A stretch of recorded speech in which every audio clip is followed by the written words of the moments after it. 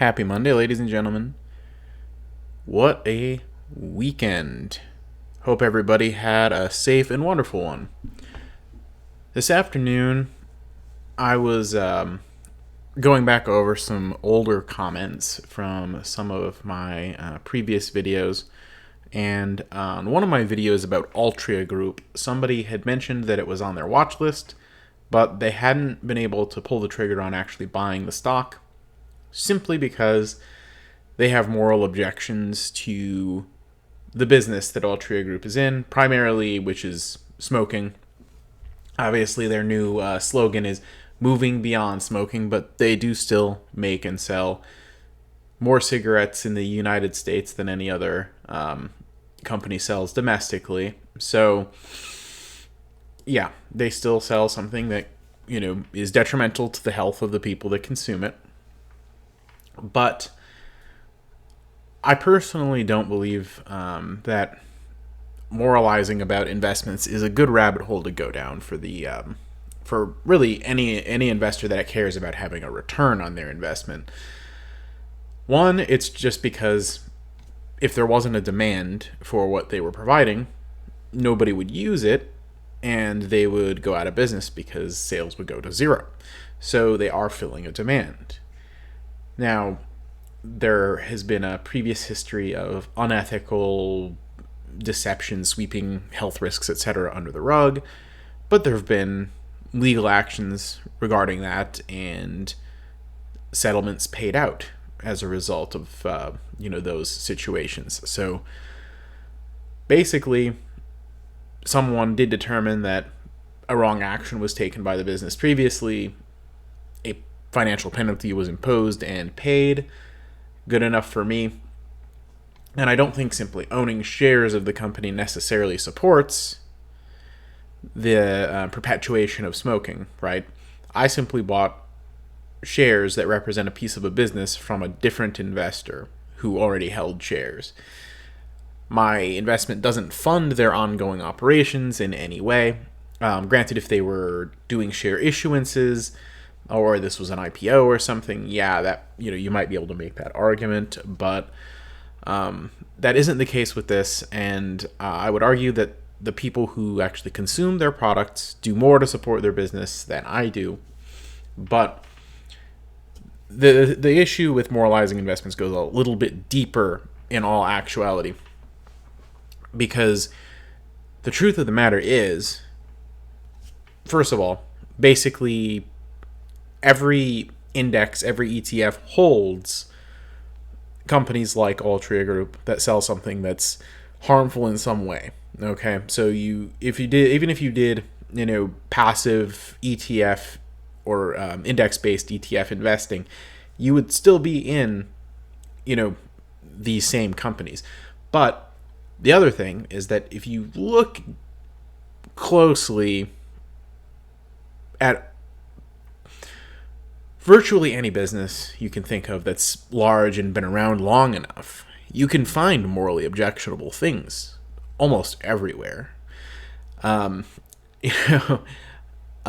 just, just off the top of my head, okay, Apple, we have the suicide nets, okay?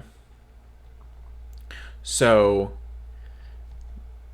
for those who don't know, the Foxconn factories where iPhones were assembled in China, there was a big story where people were either committing suicide or attempting suicide, and they had to install nets on the outside to stop people from jumping because the working conditions were so terrible. That's Apple, okay?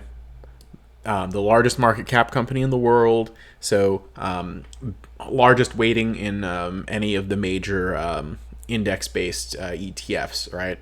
So right there, basically everybody that's invested in the overall market has shares of a company that has that type of exploitative working conditions that drive people to suicide, okay? And that is just, one example. That's even not to say what is the damage caused to the average person by the excessive addictiveness of that magic rectangle that they all carry around that has a little screen on it that seems to take an inordinate amount of the average person's attention on a day-to-day basis. I'm talking about smartphones. I'm sure there have been a lot of studies about the harm that smartphones and social media and such do to people in terms of like their mental health. That could be considered something that's morally objectionable as well. How about Nike? There were sweatshop scandals, etc. I think it was in the 90s.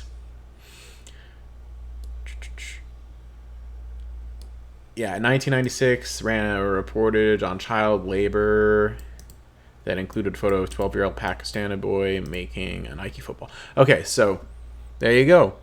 Nike has profited from child labor. How about Nestle? Cocoa obtained through forced and trafficked child labor. Okay. How about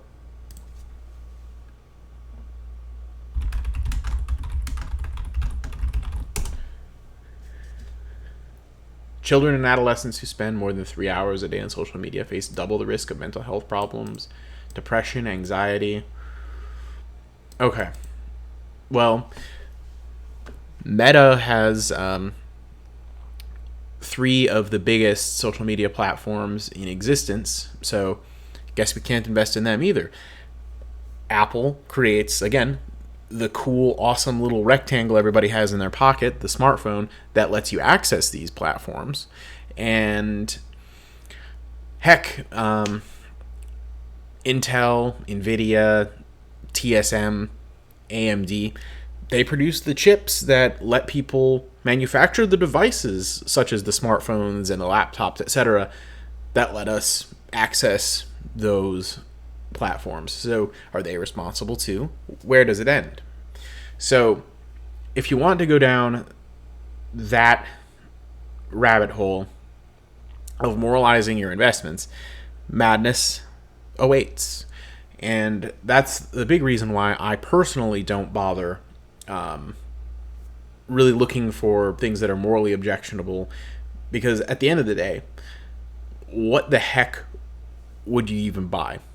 The fact is that any multi-billion dollar multinational giant corporation that's been around for decades and decades, there's going to be some skeletons in the closet somewhere.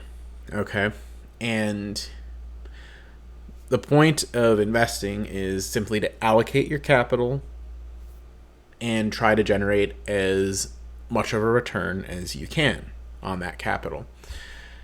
Now, if you own shares of these companies and you feel that the board currently engages in or condones ethically objectionable behavior that you don't agree with, well, you know what? Your shares oftentimes give you a vote. So, you could exercise your voice as a shareholder in those cases and try to change things via that method, potentially, right? So there is, potentially some recourse, but really, at the end of the day, your job as an investor is to generate a good return on your investment, not to try to dig every skeleton out of every closet of every company that shows up on your watch list. Otherwise, you may not be left with anything worth actually investing in to generate a return. It's a rabbit hole that has virtually no end. So, ladies and gentlemen, that's why I don't really bother with that. Let me know what you think in the comments below. Hop on Discord and we can have a more engaging real-time discussion on the topic. I'll link it in the description. Like the video if you liked it. Dislike it if you disliked it. I don't really care. You can go kiss my rat's patootie if you don't. Take it easy, everyone. Have a wonderful week.